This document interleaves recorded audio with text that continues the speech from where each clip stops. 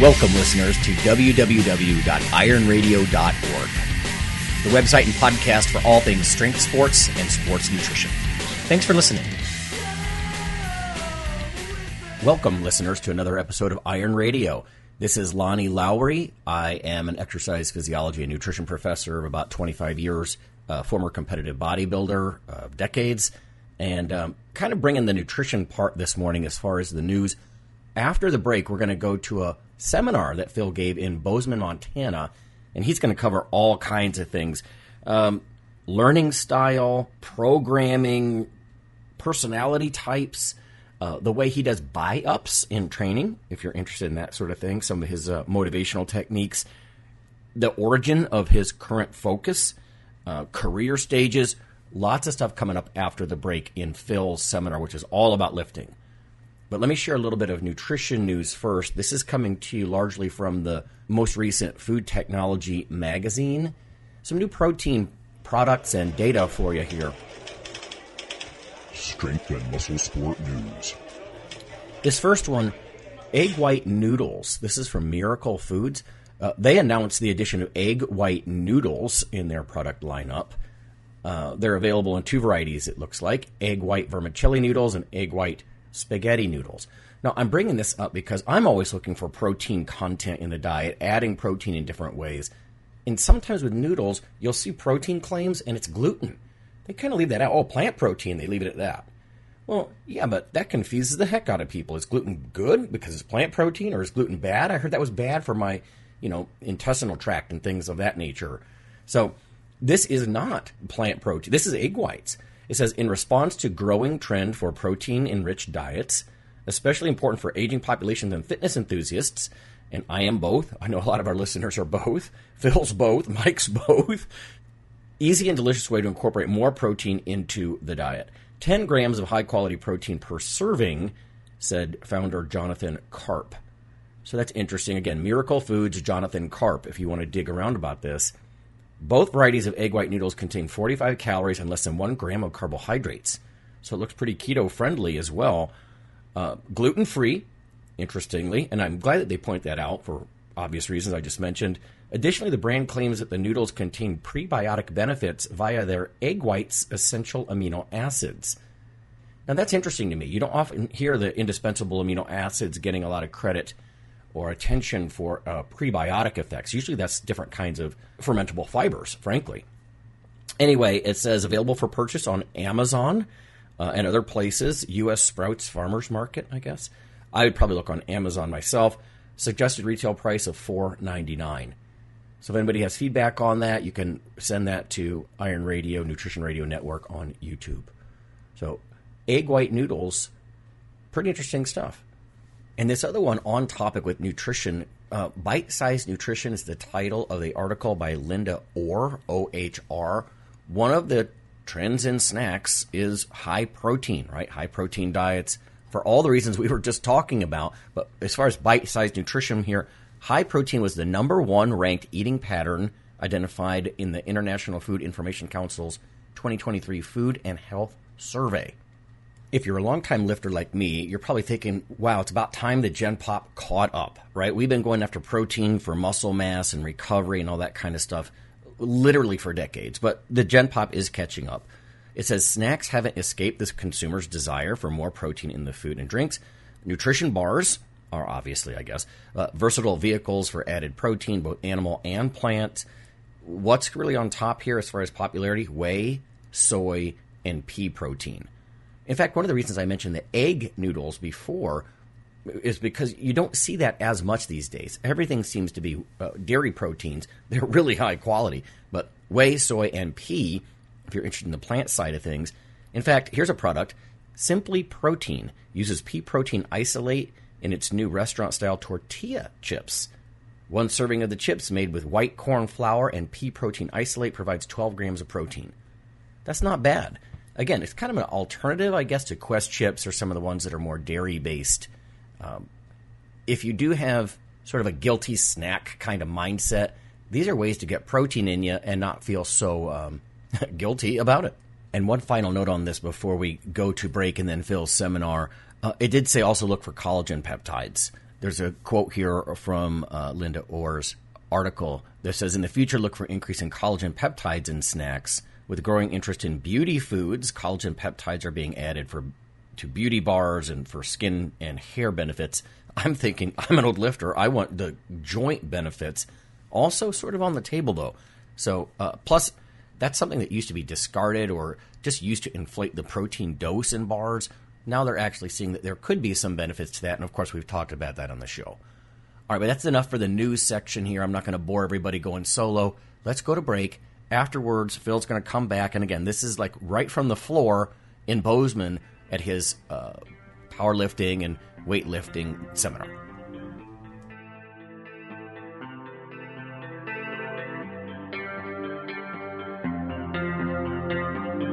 Hey everybody, Iron Radio is back, and in an expanded way.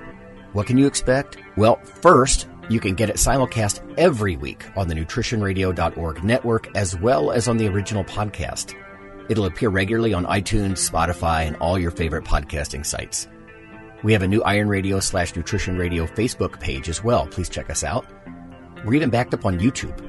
We hope that an expanded presence will get you the news, education, banter, and guests that's made Iron Radio's community so loyal from the start. You are appreciated. I've been lucky enough to travel around the country, around the world, and learn from as many people as I can. So the model I took of learning training was just that. It was like an apprentice model, where if I wanted to know something, I put myself in a place in life where I allowed myself to just literally go learn that from the person.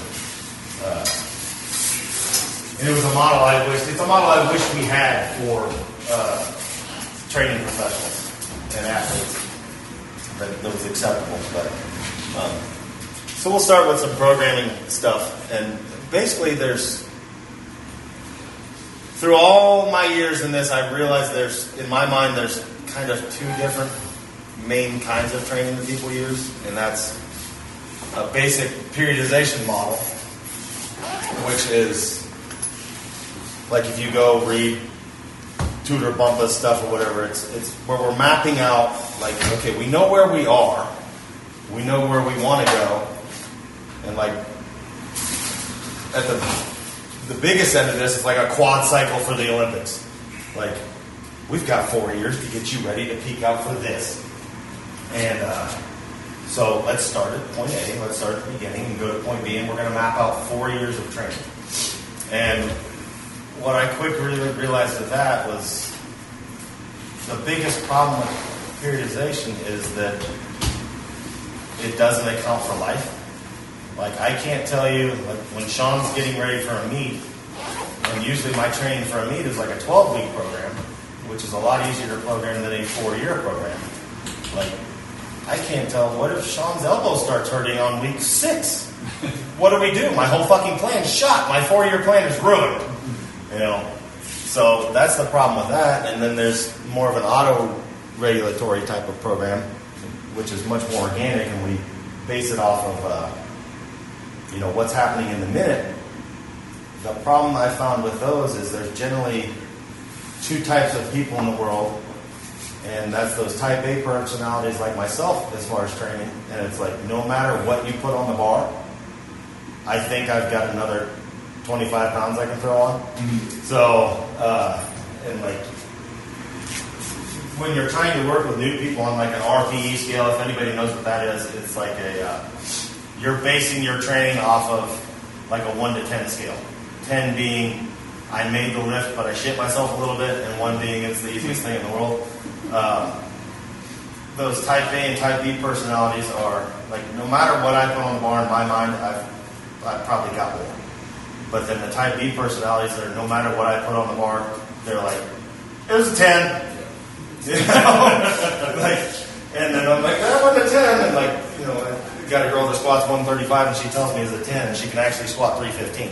And so those are the problems I have with that. So what I started doing with people is kind of an amalgamation of that.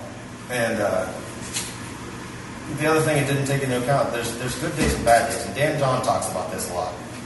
like in life, and everything in life, but how it relates to training is basically 80% of your days in the gym are going to be just average days. And then 10% of them are going to be shit days. And 10% of them are going to be those great days. And, we need to base our training off of the average day, because those would happen most of the time. But we need to have a plan for those shit days and those good days. And that was my problem with periodization, was like it doesn't take an account for good days or bad days. So what happens if you have a plan on the sheet and it's like, oh, it's one of those good days, and this is another thing I stole from Dan John, is like it's good to strike when the iron's hot. Like if you're having one of those good days, like roll with it. So what I started doing is I built in most of my training things like buy-ups. So I still have this very periodized plan where we're doing, let's say I have Mike squatting 5 sets of 3 at, like his max is 400. So we're doing 5 sets of 3 at, 315. And Mike kills those, and like it's one of those 10% plus days where like he just crushed every rep. He knows he has a lot more in the tank. Instead of moving on, he gets the right to buy up and do more work. So let's say he does his 5 sets of 3, and on that, he's done 4 of the 5 sets of 3. He knows he's killing it. He has the choice to, on the last set, take extra reps, or take that last set of 3 and then take calculated shots up. So I'll do a lot of that and things like that. And it's just taking into account those good and bad days. But another thing I want to touch on, and we touched on a little bit yesterday, was warm-ups. I think a lot of people get confused with warm-ups. And, basically the purpose of a warm-up is just to get you ready for what you're going to do. And a lot of people, type A and type B personalities, you got 2 things that happen. There's those people that just don't warm up. Like, I'm fucking good, I'm ready to go. And they don't warm up enough. And then you have the other people that, I had a training client, we were talking about him on the way here, that like he'll have a 3.5 hour session, and 2.5 hours of that is spent warming up, and at some point you need to just get the work done. And then the other thing I want to touch on is that in everything in life, we have limited resources. So, the harder you work, the harder you need a rest. The harder we play, the harder we need to, you have this pie chart, no matter what, you can only fill it up so much. So, and that goes back to what we were talking about yesterday. In anything you do, if you want to reach past average, like another part of your life is going to go down. Like if Marissa tells me she wants to be the best powerlifter in the world, then there's a likely that she's not going to be fit into a size 2 jeans. And it's things like that. It's finding your goal and realizing it and realizing the negative parts of it. And I think that's where most clients that I've worked with make a mistake. Is like, if I want to be the world's strongest man, that sounds neat. And we look at the world's strongest man, it's like, oh, he's great. Look at his life. He's got a beautiful wife and a beautiful car. And you don't see him at home, he's hurting all the time. And it's those type of things you need to sit down with yourself and be honest about it. And then the other thing is, like me and Jody were talking about, is like my thing in the fitness industry, every client I have walk through my door, like I will help you reach any goal you want. But most people, they need to find that thing in the fitness industry they love. Like me, myself, I am very much into the strength side of things. And the way I realized I needed to be in the strength side of things is because for a long time there, I was, like at one point, I was running a lot. because that's very niche in the fitness industry, and if you're looking to get in shape, that's what you should do. And I reached out to Dr. Lonnie Lowry. I was running an hour every morning, an hour every night. I got good at it, but I realized at that point that I was spending 2 hours a day doing something that I didn't hate anymore. I didn't like it, but I didn't hate it. And Lonnie's like, oh, why the fuck are you spending all that? Like, you're really good at lifting heavy shit up. You love it. Why don't you just lean into that? And that's what I'd urge everybody to do, is like, find... The fitness industry is so big. There's so many things you can do. It's like literally test them out and find that thing you love and buy into it. And then it's also the realization that just because, like I was talking to you about yesterday, like, what if you were 250? What does it hurt? And it's realizing that if you gain 15 pounds, like, let's say it took a year to put on 15 pounds. It's not permanent. Like, you can change that. Like, I powerlifted for years, and then I tried different things, and it's like, you're not stuck in that. Like, try things, give your all to it, and then if you start not liking it, it's okay to make a change. Like, we all change throughout our lives. But, another problem that I see with programming is people don't, well, there's two things that happen. Most people don't give a program enough time. And they program hop a lot. And it's like, you need to give yourself enough time to do something. Like, one of the very usual things we get is people will call me or Mike or Josh, and they're like, yeah, I've been doing 5-3-1, and I'm making progress. I'm hitting all my numbers. My maxes are always going up, and I think I'm going to change and do something else. It's like, why the hell are you changing? It's like, you're still making that steady, slow progress, and it's like, a lot of fitness industry is literally just a grind. And the next greatest thing is probably not going to help. And it's like, give yourself, realize that this is, like I talked about before, like, I'm a big fan of the 10-year plan. And most of the things out there, the 30-day abs, most of that stuff doesn't work. And anytime you go to the drastic end of things, that shit works. But the problem we found is, like, it works for a limited amount of time. And usually what happens is, like I can take an athlete and we can squat 4 times a week. And that'll work for a limited amount of time. The problem I see is people stick to those crazy Bulgarian programs, and it works, then you're broken. Most of the time, the best plan is you're just kind of punching the clock, and give yourself patience and time to just let things happen. And that's what this world's lacking. I add something to that. Yeah. Just a personal story, but the first time I squatted at 700, I was 20. My weight was at one of Phil's meets. To get to 750 on both those numbers, so adding about 45 pounds, all it was, took me 5 years. Yeah. And that's when you find out if you actually run or not, for one.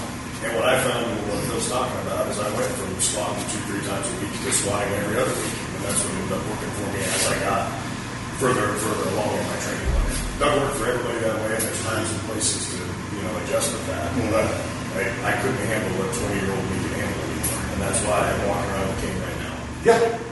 And that's a hard thing to pass. And that's like one of my talks coming up here is like, as coaches and as lifters, like, there's generally 3 stages of a career, and that's beginner, intermediate, and advanced. And like at the beginning, like anything I do to you is going to help you. Because you don't have a weak point, you're just weak. And generally beginners need just a shit ton of volume. And basic programming. Like my kids that I work with, like I spend 0 time doing assistance work. Because like I just said, there is no weak point. Like with Connor, like I I could have him yesterday. I could have had him bench a little bit, like what we hit, and you ended up missing rep to 95 pounds or something like that. So we could have I could have stopped bench there and said, okay, well, your weak point is, I took the bar when he was halfway up. Like, oh, he's got weak triceps. We need to work his triceps because he's weak. It's like, no, he fucking failed on 95 pounds. He doesn't have a weak point. He's just weak. So what you'll find is beginner programming is very basic. Like all my kids' programming is super basic, 100% built around compound lifts. Even my high school students, their training is 95% built around big, multi-joint compound lifts. I will throw some curls and shit in there for them, just because they like it. And even my programming people, Sean knows this, like, there's a good percentage of the stuff I send you, it's going to be shit you don't like. But it's usually the shit you don't like is the shit we should be doing. Like if in my, like I always love the deadlift. Like Josh knows this. And like if I had my choice, I'd just go to the fucking gym and deadlift every day. and now I do a lot of that. Most of my training is just squat deadlift because I like it, and I'm not competing right now. Like I'm not doing all the things I should. But anyways, long story short, beginners, it's very basic programming. Building compound lifts because we just need to build some kind of base. Like you have no weak point, and then you hit this stage of intermediate, and that's where you actually do have weak points. And what you'll see is we have a lot more assistance work. Like Sean and Gabby have a ton of assistance work. They have here's our main lift for the day, and we might have 3 to 7 assistance things we work on. Training gets a lot more complicated with intermediate lifters. And then you start hitting this stage where you're more advanced, and then the organism, you're doing so much work at the advanced stage that like when your work sets are 700 pounds, like we got nothing left at the end. So it's this weird reversion back to the beginner. And it's like, I don't need a ton of assistance work. Is it because you don't need it, or you just don't have the capacity? You don't have the capacity to recover from it. Right, that's what I mean, yeah. And that's like I'm talking to my high school kids, and it's like 90% of what I have to do when I've been working with truly elite athletes and professional athletes is it's getting them to actually do less. They're doing so much they're not recovering, and that's easy to fall into as an athlete ourselves. Like I had a client who's like, oh, okay, I can squat 600 now. And we did that by doing this much work. So he actually thought he needed to do more. And like we can only add so much onto that pie chart. And that's what I remember when we worked for T Nation, Chad Waterbury came out with that whole 10 sets of 3 at 80%. Yeah. And all the West Side guys were like, you're fucking crazy. Percentages kind of can go out the window and a lot of this is more towards the coaching side, but as you reach elite stage, those percentages get way skewed. Yeah. Like I can't ask, when Josh was at his best, I was like, if I asked him to go do 10 sets of 3 at 80%, he'd fucking die. Like you can't do it. And it's realizing where we're at. And what? That would be 600 pounds. Yes. Sets of 3. Yeah. And that's where, like in my type of training, and that's the other problem with the periodization versus non-periodization is, like I generally, with on-site athletes, it's bad days happen. You have 10% of bad days. So I program that in. It's like, okay, bad day happens. Let's say Sean has a bad day. He's set to do 5 sets of 3 at 80%. And that's just not going to fucking happen to them. What I generally have people do, that's okay, it happened once, just skip that, move to your assistance week. Like, let's just get our stuff in. If that happens 2 days in a row, 2 weeks in a row, now we probably need to reset. And it's you've jumped too far, and things like that. It's not a bad thing. The program is just a little messed up. And just have that plan B and change from it. But I think that's where a lot of people program off to. They get in those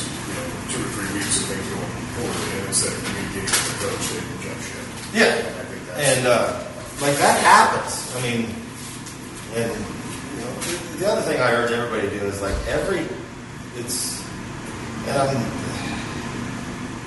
I'm not saying this because I am a coach, but like even the best athletes, the best coaches I know have coaches for themselves. And it's just having other eyes on you because we generally aren't honest with ourselves in those two different ways.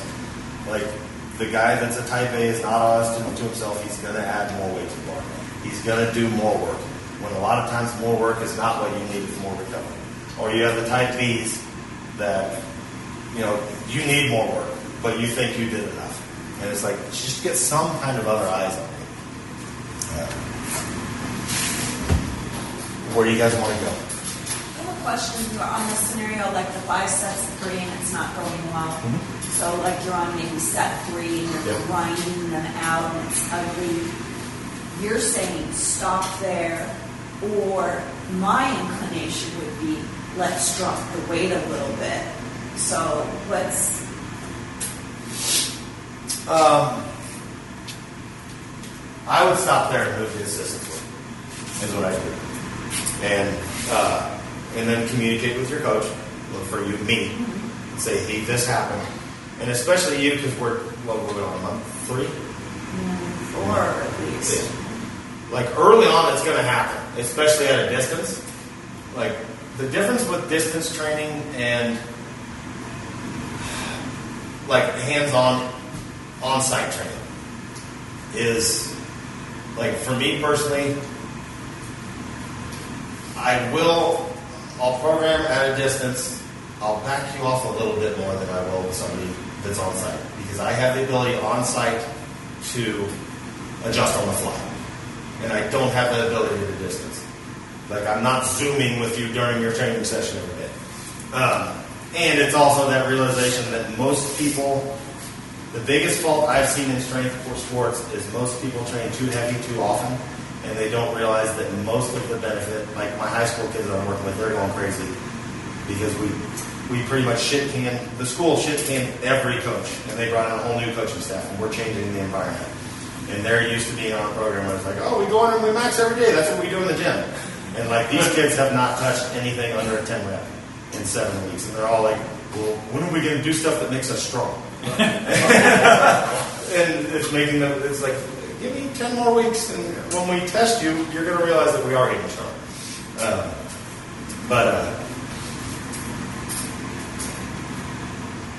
I generally walk away and just do the assistance work, and we'll talk. Generally, what I would say is like, let's see how that goes next week, because it's probably just one of those bad days, or I fucked up as a coach and I just overshot your ability.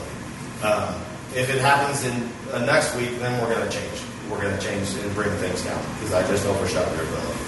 So, yeah, that's what I do. If you walk away, do the assistance work, because the assistance work, at least how I program it, like, you can do it. It's going to be like do 100 curls, or something. It's like I'm a big proponent of that. Just a lot of volume and light stuff, and I've changed more to that as I've gone on. Like a lot of my assistance work people doesn't have a load, doesn't have a rep set thing.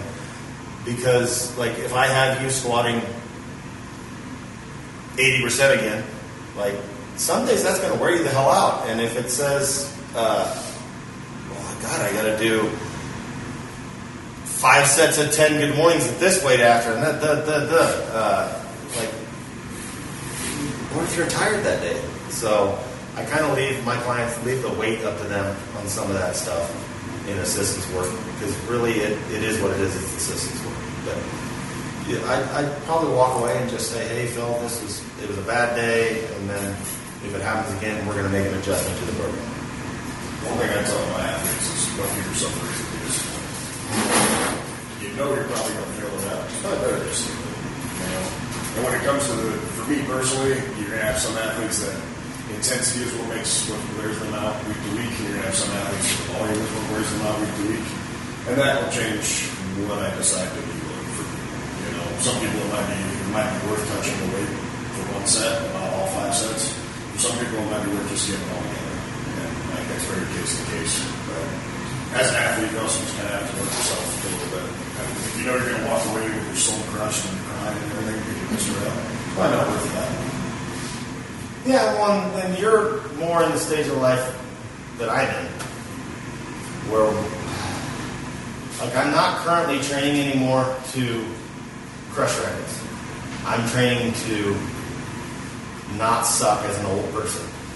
So, and it's the realization, and it's coming from somebody like you, having the background you did, it's kind of hard on us at times to, and it's definitely hard on me to, like, when I go to the gym, the last 20 years has been, I'm going in there to fuck shit up.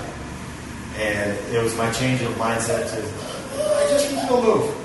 And yeah, we need to have lows. Like my dad came to me not long ago and he's like, you know what, I've been benching 135 pounds and now I'm up to 200 reps a session. I was like, I'm just not making progress. When's the last time you added weight? Like 5 years ago. Fuck, it's time to, like, we still need to make advancements. I literally had one guy reach out to me. He's 73 years old. He hasn't made progress in years. And I asked him what his programming was. He's like, well, when I started college and I was 19, I got a program from a friend, and I've been doing that same program for 53 years. Honestly, I commend him for doing it, but he was like, you haven't made, well, did you change weights at rep sets? Nope, did the same exact thing 3 days a week for 53 years. I was like, oh my God. And then he was like I added 5 pounds to each lift, and he's like, oh, I'm making progress. It's like, holy, yeah. So, but anyways, what I was getting, like, it doesn't, that's a stage of life thing and a goal thing too. Like I've come to the realization of where I'm at, like, it doesn't take a lot to maintain and make a little bit of progress. Especially somebody that has a long background in the fitness industry. Like we don't have to train that hard. We have to train smarter as we get older. And with hip issues and things like that, there's bad days and there's good days. And like for me, I am not afraid. I do it all the time. At least once a month with my training partner, we'll start squatting, and I'll make it to 225. Like, I'm done. It ain't happening in a day. So I go to the other stuff. And I go to plan B, and a lot of it, I'll just drop the squats. Like, I'm just not squatting today, so I'm going to do the other stuff on our list. And I'm okay with that, because I know that, like, next week's probably not going to be one of those days. And if it is, then I make an adjustment on my legs. Like, okay, I just overshot. One of the physical therapists that worked with me through my whole leg this last year and a half told me it only takes 1/9 of the amount of work it took to build the muscle to maintain. So that kind of helped me feel better than not thinking like I was withering away. Yeah. It only takes about a 10th of the work. I know for me, part of the mindset was getting away of the, well, I used to. Oh, yeah, that's huge. And then you're like, well, okay, now this is a PR post-cancer, post-surgery, post-this illness. And now sometimes it's just like, felt good. And or the next morning, dang, I don't hurt so much. A big one so you guys, we haven't went into this. So basically, well, everybody knows from yesterday, like I got ran over, so I had my pelvic crushed, all that. At this point, every limb on me has been surgically replaced. And most of those were due to that original limb. So basically, this leg was all jacked up. It was an inch longer than the other, and things like that, the reason I have a hip replacement is that. It's not lifting. It's basically, they equated my leg faced like this. I don't remember For most of my life. That way. So I deadlift like this. And so when I went to the surgeon, like one day I woke up and my hip was hurting. I did a training session when I was in Phoenix, and all of a sudden, horrible thing. And I was dealing with that for a little bit, and I finally went and got it checked out. And he's like, oh, you got no cartilage left in your hip. And most people would be like, oh, shit, I'm done. And for me, that was actually a good thing. It's like, he's like, yeah, you need a hip replacement. Hold off as long as you can. And I was like, okay. But he's like, you can't hurt it. He's like, keep training. Like you won't need a double replacement if you keep training. Like, it'll still just need fucking replaced. And for me, that was okay. That gave me permission. I kept squatting and stuff. Like, I squatted 675 on a hip that needed replaced. But that's because I went in and I got the diagnosis and found out, like, the pain didn't bother me at that point. Like, I can deal with pain. Like, I've been dealing with pain since I was 7. I just wanted to make sure I wasn't fucking something up. Like, was it a muscular issue? Like, if I keep training, is it going to do more damage? And that's a key question to ask your doctor, too. So a lot of times they will not tell you. Yeah. So one of the questions I always have clients ask is, if I continue to work through pain, I continue to keep doing this, am I going to make it worse? Meaning, Yes. like, if you have to go in and fix it, am I going to do something that's going to make your job worse? Or is it just painful? Like in your case, it just needs to be replaced. Yes. You're not going to make it any worse. Yeah. But at least knowing that and knowing that where the limit is, then you can decide what to do intelligently about it. And that's where, like, if you have an issue, go get it checked out. Like, problems have a solution. My hip was not a problem because there wasn't a solution. So we either work around it or we train through it. You know, and it's like, if there's no solution, the solution was a hip replacement. But he wanted me to hold off as long as I can because the life cycle of a hip was only so long. So he's like, wait as long as you possibly can. And then get it replaced because that hip's only going to last so long. Like, I got a 25-year hip put in, and my doctor's like, you'll probably get 15 years out of it because you're not doing what the average person who gets a hip replacement does. Like, my big thing with my hip replacement was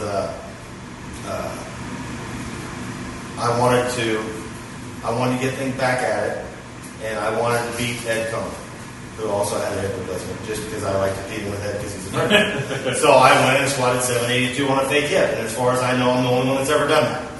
And it's like, you know, it's just, from birth, I have this thing in me, not from birth, from 7 on, when I got ran over, I have this drive into me that if you fucking tell me I can't do it, I'm going to fucking prove you wrong. And it's just how I'm wired. And that's it's the worst thing you can do. And like my son, I think I was telling Mike about it, it's like, most of my training sessions are very punch clock. Like, going in there, doing my work. But then my son, like, one day, we were throwing Highland Games implements, and my 8-year-old son came up and he's like, bitch, can't throw it on the roof. Oh, you just you just turned my training session, like, now I'm going to try. And that next shot, poof, and he's like, oh my God, you did it. And it's like, you messed up. And my wife makes fun of me all the time. Like, I'm super ultra competitive. And, like, even my kids from birth, it's like, I'll whoop their ass in Monopoly. It's like, they need to learn to lose. You know, shit like that. It's like, life is hard. Yeah. You're a loser. Papa beat you. But, God, we just got way off track. I'm trying to reel it into the original, what you were talking about. Oh, comparing yourself to the old you. Like, I had to learn that through all my injuries. And what I did was it was always a complete reset. Like, when I blew my first bicep was the first major injury I had, and that was when I was doing strongman. And it was just okay, all PRs are done. So I remembered them. I remembered what I could do, but it was like, I set a whole new PR sheet. Like, that's a post-surgery PR. I benched 135. And celebrate. You got to celebrate those little wins, you know. And as we get older, I mean, it's like, I talk about this with Jim Windler and Lonnie and Mike, and like, especially if you're an athlete that's been at it for a long time, like when you were in your prime years, 20s and 30s. Like, it's coming to this stage, like, I'm in that stage where I realize that, like, literally I'm in there busting ass to not go backwards. Like, I know that I'll probably never hit a true PR again. But I'll hit a Phil's 50 PR, and I'm going to be proud of that shit, you know? Yeah. And celebrate those little victories. And then it's also realizing that you can just always there's always something you work on and keep advancing. And, like, you've never hit something perfect. Like, celebrate your victories and then look at them, okay, what can I do now? And it's, like, when you realize that, and I realized this at art school, like, that the perfection's fake. It's a fake thing. And that can be depressing if you take it the wrong way. But it's like, I always have something to work on in life. I can always be a better dad. You know, I'll never be the best at it. Well, I can always do more. And it's twisting that to a positive outlet. And then it goes back to that pie chart you were talking about. yeah, and it's balance in life. And that's like, even like as somebody, like when I wasn't married and didn't have a family, I could push all my life into training I wanted to. And it didn't matter because I had nobody else that relied on me. But now I have that social structure and the family structure where it's like, okay, babe, I'm doing a meet. And she's like, oh shit, okay. That means I'm taking the kids, you know. But you got to find that person in your life that they'll deal with that. And I was lucky enough to find, you know, as a coach, I found somebody that was into fitness and was a coach themselves. My wife was an elite athlete, so she understood that part of it, and then she understood the coaching part of it. Like, I know a lot of coaches and trainers that, like, they get into a relationship, and the number one thing that comes up, or even athletes, it happens with athletes too, is like, well, I feel like you're cheating on me with the gym. You know, I'm doing my shit, you know? Like, and especially for a coach or a trainer, it's like, it's my job. That's how I get my money. But it's just finding that balance. I think if I compare myself to the strong version of me, I wouldn't have that. So at this point, we just got to. Yeah, and like the social media world too. That's a good, has really skewed things. Oh yeah. Because like when I started, like there was literally paper magazines. Is what you had to look at. So you read it every month and was like, ooh. But now we're constantly bombarded with. Like it's really easy to get caught up, and like it would be really easy for you to hit that 400-pound deadlift yesterday, and then go on social media and see 1,700, well not 1,700, but 40 girls that are lifting more than you, and not realize that what you did yesterday by deadlifting 400 pounds, you are like in the top 5% of the population in the fucking world. Yeah. It's just we were able to live. We're able to live in this social media bubble that's false, and get down on ourselves and not look at the big picture. Like we talked about on the radio show the other day, and I was shocked by somebody came out with a little study on how many adult men can bench 225, what's the percentage? And it was like something stupid low, like 12% of the population can bench. Yeah, it was under. I think it might even been single digits. Yeah, and it was like it was shockingly low. And whereas like for me, it's like you're not benching 405, you're a bitch. You know? Well, I mean that's the bubble we live in. But I mean that's what Sean has to look at it himself. Like he's benching 300, and it's the realizing that, like, as a grown-ass man in the real world, benching 300, you're in the top 5% of the world's population. So it's like, and it's celebrating those little wins. But then that's also comes to the case where I'm also big on, and we were talking about this the day before the summit when I started. I am huge on goal setting.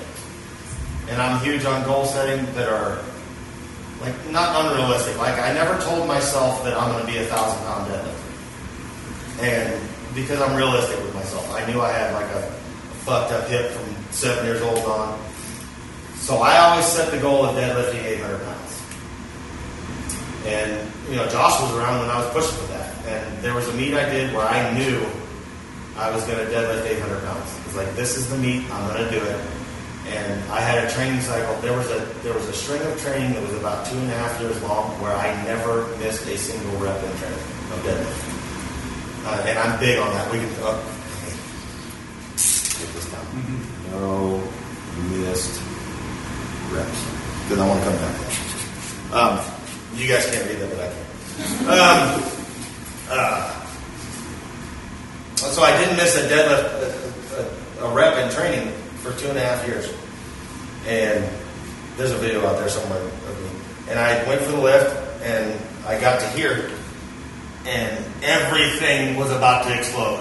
Like, it was like, if I keep fucking pulling, my hamstrings are going to detach. And so I missed the lift for like 3 inches from lockout, and I was fucking shocked. Because I knew 100% in my head that I was going to make it. Was that a temp seal?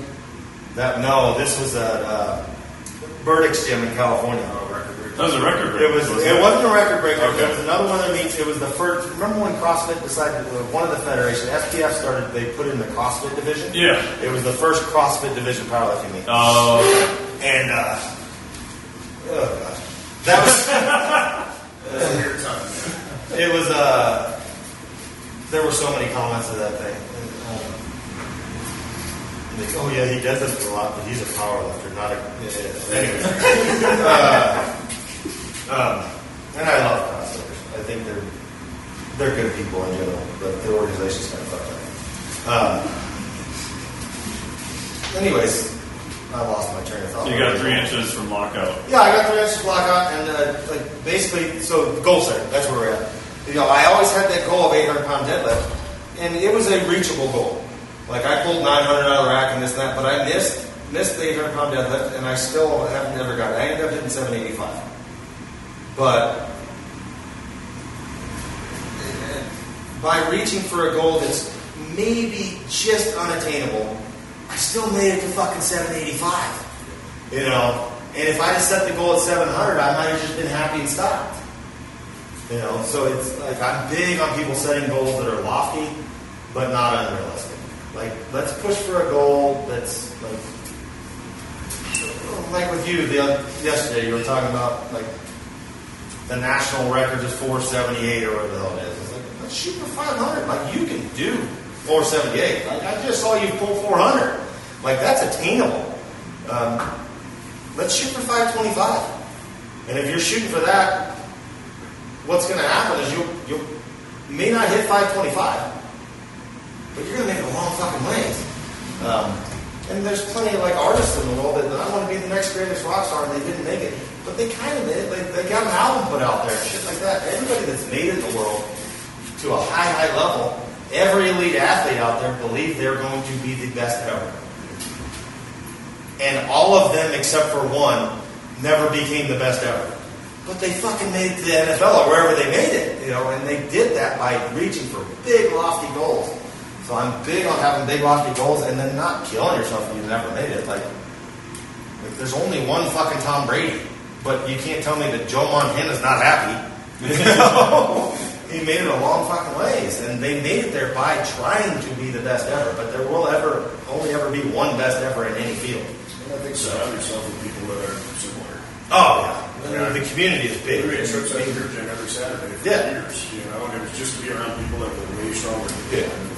And 100%. Like the worst thing you can do as a strength athlete, one of the worst things you can do is be the strongest person in the field. How many times have you heard me say that, Chris? Because you will stagnate. It's the worst place to be. Don't work out. How many times have you heard me say it? You're the strongest person in the room, you're the wrong person. It just sucks. Everyone's so strong, and no one cares. When I got Phil, I was 190 pounds. Yeah. I could barely bench 225. And I went out to visit them every single week, seeing guys rip 800 pounds off the ground. You will get stronger just by being around. And that is I just said the negative aspects of social media. That's the good part of social media. Yeah. Because it's easy. It's easy to feel like you're around people stronger than you. Yeah. So it's taking that as a positive. It's like, don't look at those girls that are deadlifting more than you as like a bad thing. Look at it as inspiration. Like I can fucking do it. If she can fucking do it, I can do it. Like the only wrong thing I heard come out of your mouth yesterday was like, yeah, the other girls have the genetics. Like you don't realize you're fucking genetically built for this sport. Own that shit. You know? And don't get down on yourself. Excuse hasn't pushed themselves hard enough to find that. And that's where, Oh, you can continue. I was going to say, most of that is like, it's mindset. And like, I'm a firm believer in no missed lifts in the gym. Because, like, basically with my deadlifts, like, I reached a point in I had hit so many lifts, and I worked sub-maximally. Like, I hit 700 in a deadlift in a meet 6 times before I ever hit it in the gym. But so I always trained, like I'm training hard, but it wasn't like, I'm not shitting myself in the gym. Like the only place I shit myself is on a platform. But the reasoning behind that is because, like, if you're constantly training to failure, that starts to come in up here. And you start to accept that failure is okay. So So I'm a big proponent of like training in the gym to win. Like every session, we need to find something to win. If you're having a bad day, that's why I move on, because all you're going to do is lose. So let's do the things I can win at. Let's chop up wins. And you know, over time, if all you know is going into the gym and winning, then anytime you approach the bar, and that's why when I walked up to that deadlift bar, I was like, what are you doing? I'm going to deadlift 800 pounds today. And I fucking 100% believed it, and I was shocked when I didn't. But, you know, you just got to consistently stack up wins to where your mindset, that's all you know. Like, all I know is winning. I'm a fucking winner, and I'm going to go here and do this, because if you approach a bar, and I've seen it 100 times with clients or other lifters, like, they're walking up to a bar and they're already doubting it. You already fucking lost. Like, if you walk up to a bar to me and you're like, maybe I'll get it, you ain't get it. Like, there's a big chance you're not. You have to get, and that's built in the gym. That's built in training sessions, that mindset. And if you're constantly training to failure, that's another reason I just don't like a lot of training programs that like literally train to failure. For strength athletes, now we can talk about bodybuilding and figure. There is a time and a place for training to failure to build muscle and things like that. Like on my assistants work, a lot of people just do as many fucking reps as you can. But I generally will not do that on my competition list. Like I've never been like, Sean, we're doing 80% and go until you shit yourself and fail. Like, I try not to do that. Now we'll have AMRAP sets and things like that, but that's usually at a lower weight after the fact. Like I don't care that I fail on rep 23 squatting 405 or something, because my fucking max is 782. It doesn't mess with me mentally. What would mess with me is if I'm squatting 760 and I miss one. So like all of my training sessions leading up to meets, like my plan for that my last squat meet where I squatted 782 was squats 800. And I never went over 720 in training. My opener was like 750. And it's just, I know, I'm at the point where I know if we're getting back to this advanced stage,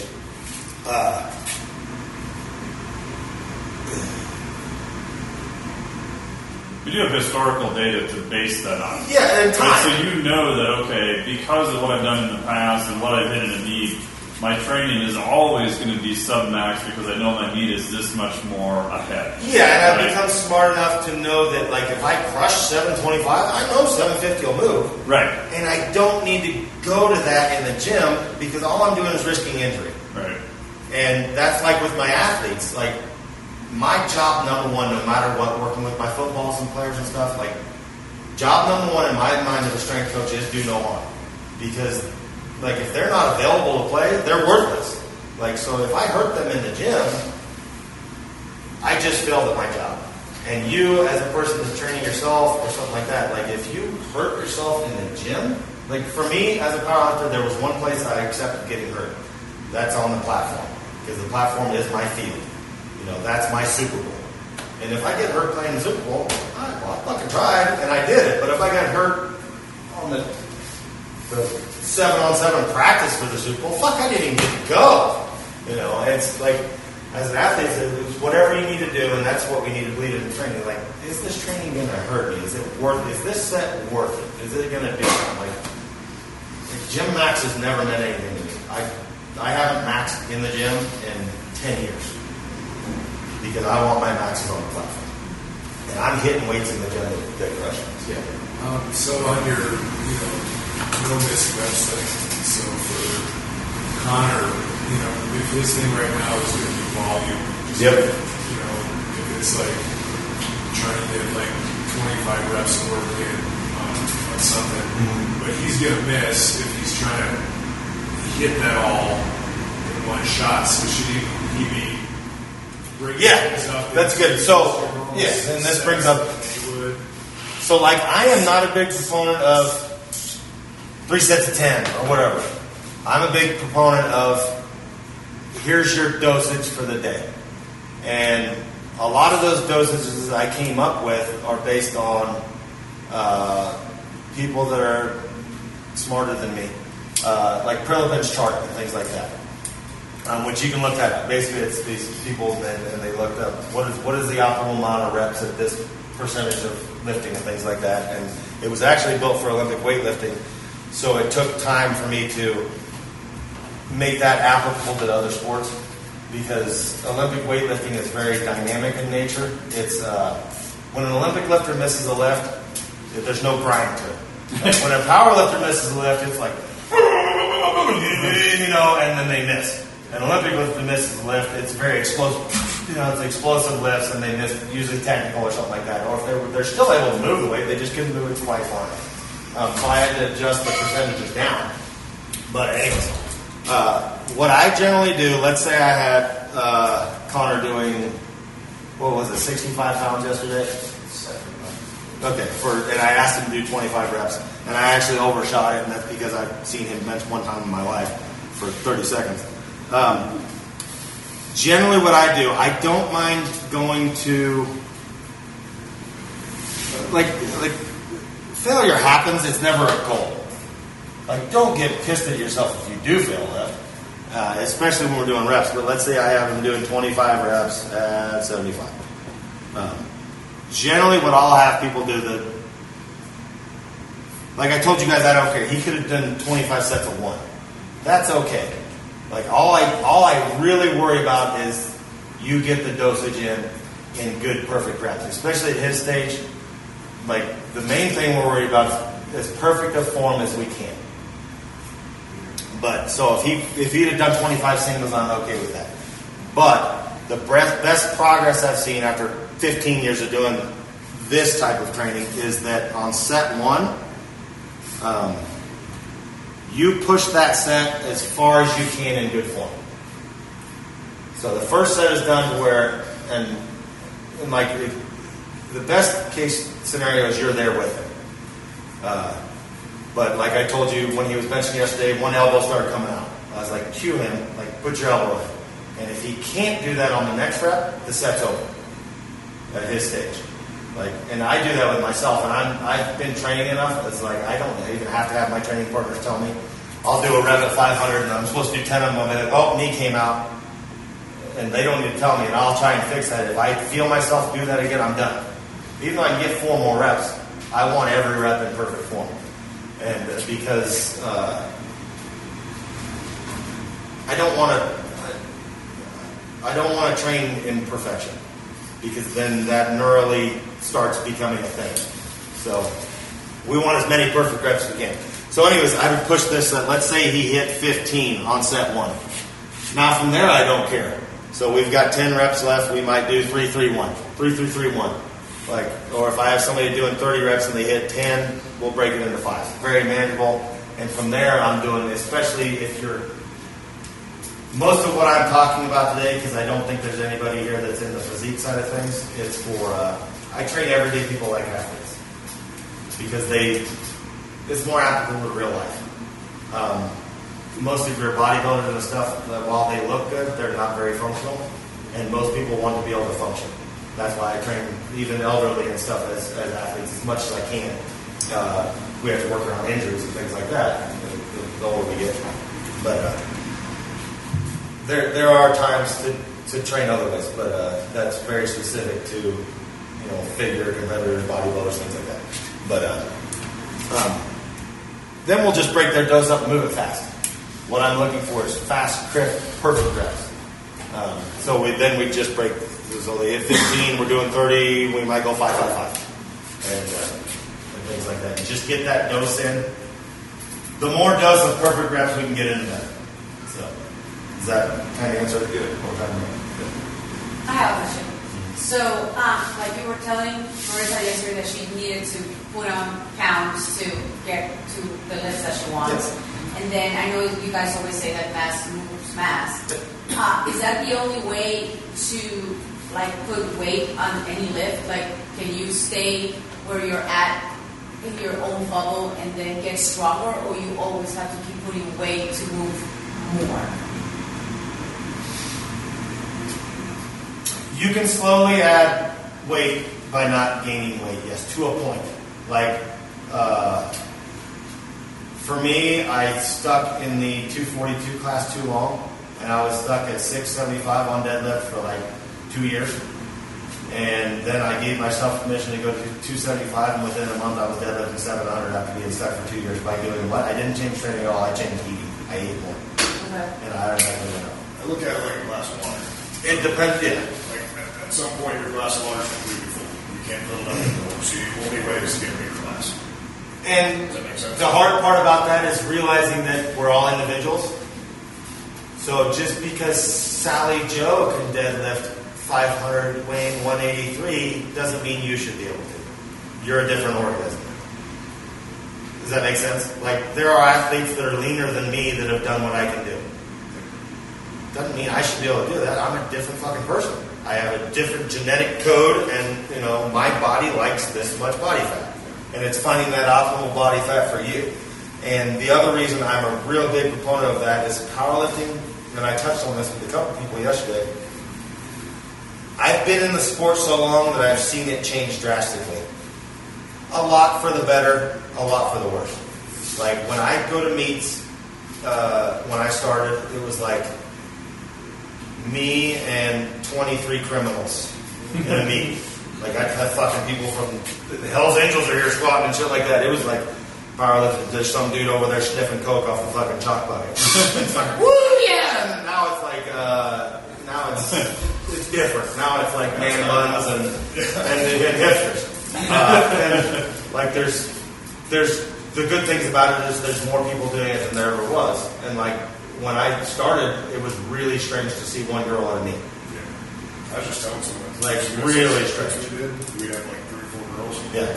And last meet we had here was 2 to 1 female male. Yeah. And now there's full days for girls. So that's one of the beautiful parts about it. One of the parts, me being an old crotchety bastard, I kind of miss the edgy days of it. I do. You know, where like you weren't just worried about making your lift, you were worried about maybe dying because that guy might kill me.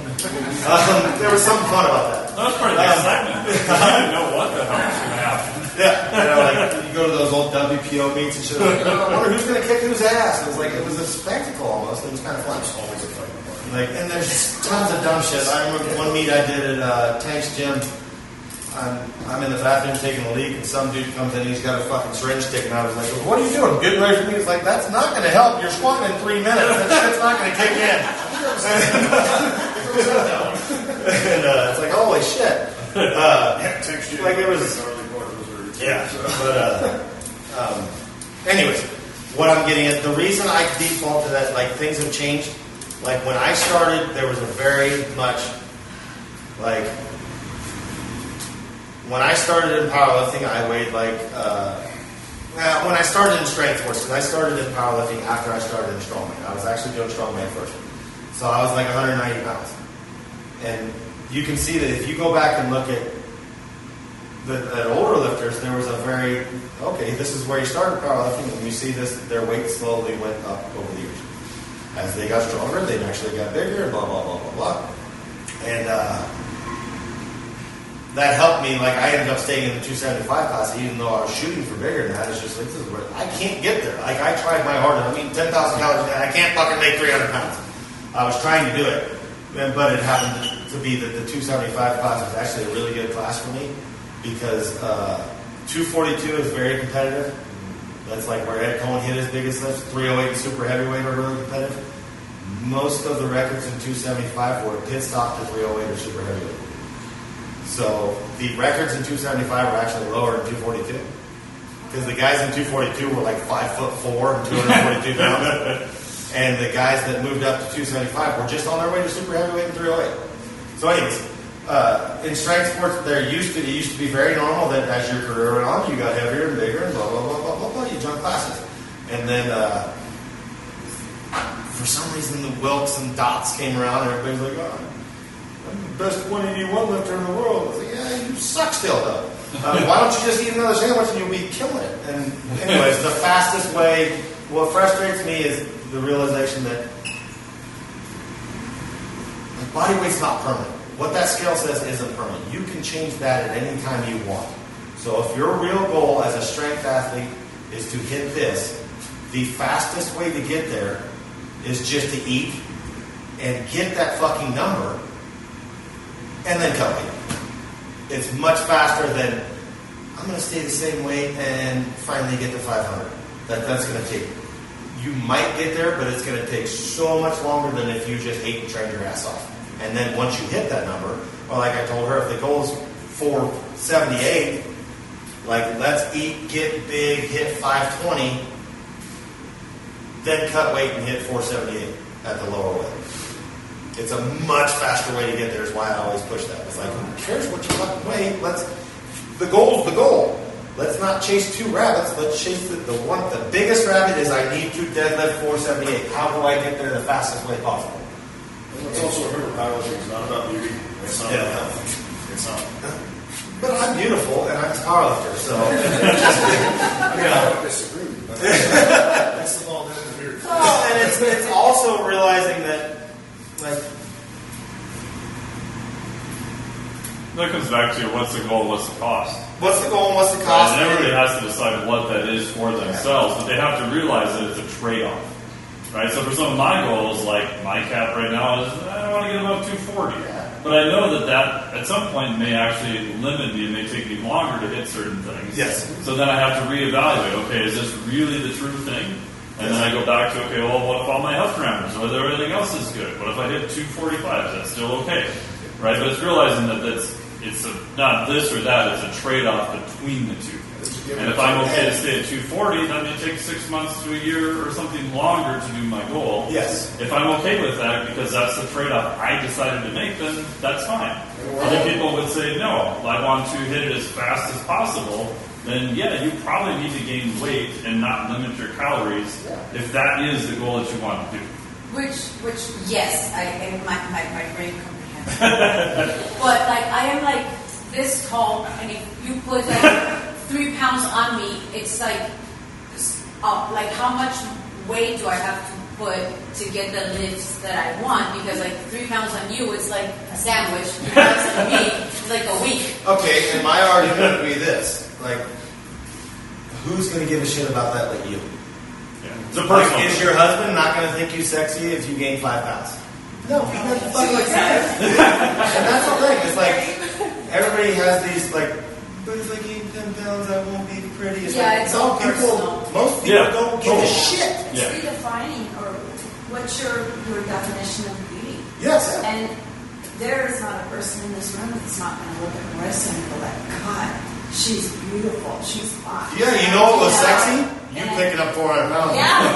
Yeah. 15 pounds is a lot. That's a lot. But it's, to what? That's a double chin. We're talking. But- That's a different conversation. Okay, which is fine. Tricep. Which is fine, but then you need to be honest with yourself, like we were talking about. Okay, we need to look at that map. Yeah. We're starting here. We're starting here. Okay, could you get to a 480 pound deadlift and not gain weight? Yes. Are you okay with it taking 3 or 4 more years? The cost is it's going to take time in order to do that. And that's where you have to ask yourself, like, okay, I can do it and stay this way, but it's going to take me 4 times as long as if I just ate my ass off the fucking train. Well, I think it's important to remember, too, we're all in the window, right? I didn't know my powerlifting window was going to be 12 years long. I thought it was going to be longer than that. Yeah. I did not know it would be over. I didn't know I'd hit my last PR at 26. I did not know that. Yeah. So, like, if I didn't push it as hard as I could, I might have missed that completely. Yes. Not saying it's the right way. It was my way. But I'm also one of those people like Phil that when you put a challenge in front of me, I will do absolutely everything I can to get there. If you want to live a little more balanced than I did, then you'll probably have a little bit less injuries than I did. And I how do I put this? I realize much of what I'm saying goes against the whole 10-year athlete thing that I firmly believe in. But you do have to push things to a limit. You know, I think a lot of people push it too far, especially as far as, like, we haven't even touched on this aspect, the drugs aspect. Like, much of powerlifting, there is drug use. And the biggest reason I've seen people at the super elite open level fail is like I can openly talk to Ed Cohn, and did Ed Cohn use drugs? Yes, he did. He was popped twice for using drugs. And he's arguably the greatest powerlifter ever in a sport that allowed it. But the amount he used compared to the amount that are being used today is minuscule. So what I've seen is you have these very impatient people that they need to be at home tomorrow. So they'll take 5 times as much as he did, and their fucking career is done. So it's like pushing things to kind of an extreme level with some kind of safety in mind. Like I know that you gaining 15 pounds is going to hurt nobody's feeling but your own head. And that's one thing you need to realize. And if that's important to you, that's okay. Yeah. And that's like I will purposely put things in people's training program that I know is fucking worthless. Like this is doing nothing for you, but they enjoy it. Like enjoyment is valid. If they like it, I'm going to have them do it because they like it, and that means they're going to be more adherent to my program. Like if I have them do nothing but shit they hate, they're going to be like, I'm fucking done with you. We're gone. You won't let me do tricep kickbacks. Like I will let you do fucking tricep kickbacks if you really like those things. It's funny you pick that movement too. So there's some of that. Like if you just thoroughly enjoy it, like if you would just hate yourself, then fucking do it. But if you keep bitching at me and say, I want to deadlift 500, fucking eat and train. You can't bitch if you made that choice. Nobody stopped you from doing it but you, and nobody cares. Like when Phil first met me, I had lost 80 pounds. I was an obese kid, got myself in really good shape. Yeah. And so I was like a buck 75 at the time I met Phil. By the end of my third year of powerlifting, I was 270. Like, did I love gaining 100 pounds after just working my ass off to lose 80 pounds? No, but it was worth it for what happened. I mean, my total more than doubled, and that was worth it for me. But that was a line I was willing to cross. Not everybody is, that's fine. Because I do have a goal for my next meet, but I know that I won't be able to do it at my weight.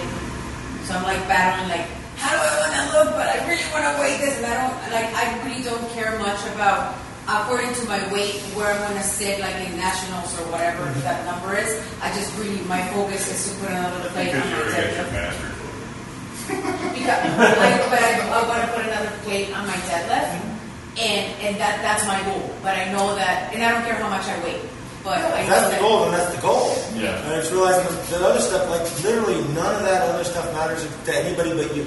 I didn't hear you. Like I guarantee you, nobody at the powerlifting meet will cheer for you less if you weigh 20 pounds more. Right. They just won't. Exactly. I didn't hear you say I want to put a pound on my deadlift at a certain body weight. You said I want to put a plate on my deadlift. Yeah. So that's all very much really. And that's why I said it's our spreadsheet, but it doesn't matter. Spandex is amazing.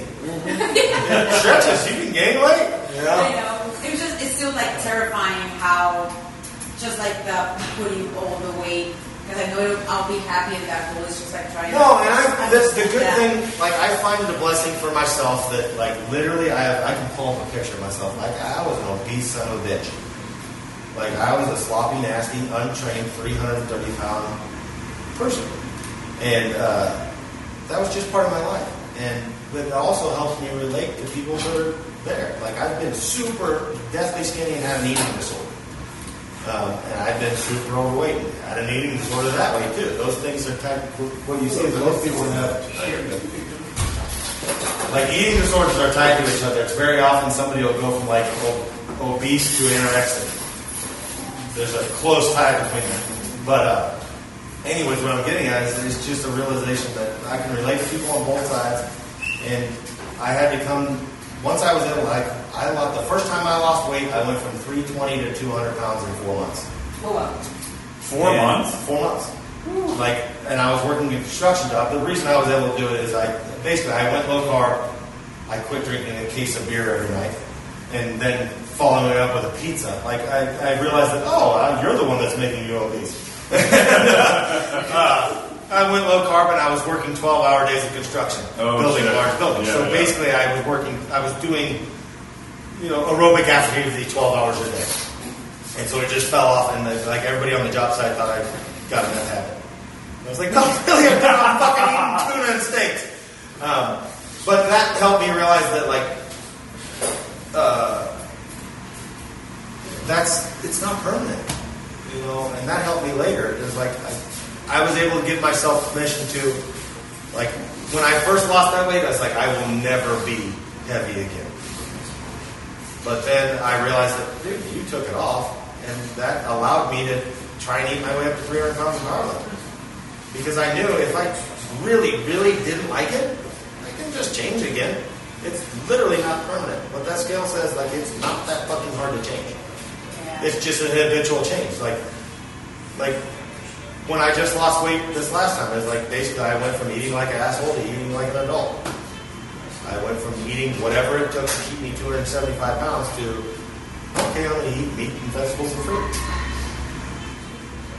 And you can change it. Like, you're in control of your body organism, mostly. You know, yeah, are there some shit that's going to happen? Like, could you come down with leukemia tomorrow? Yeah, you could, but you can't control it. You know?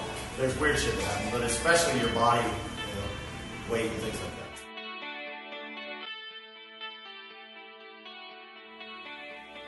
Iron Radio is accepting donations.